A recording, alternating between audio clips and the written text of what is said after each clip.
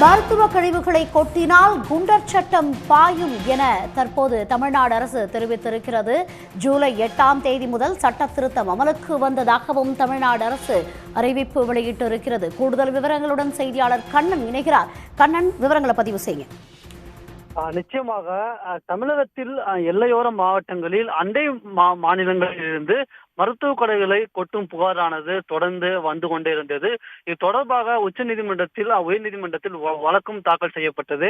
இந்நிலையில் கடந்த சட்டப்பேரவை கூட்டத்தொடரில் மருத்துவ கடைகளை அந்த முறையின்றி கொட்டினால் குண்டர் சட்டத்தின் கீழ் கைது செய்யப்படுவார்கள் என்ற சட்ட திருத்தமானது கடந்த சட்டப்பேரவை கூட்டத்தொடரில் தாக்கல் செய்யப்பட்டது.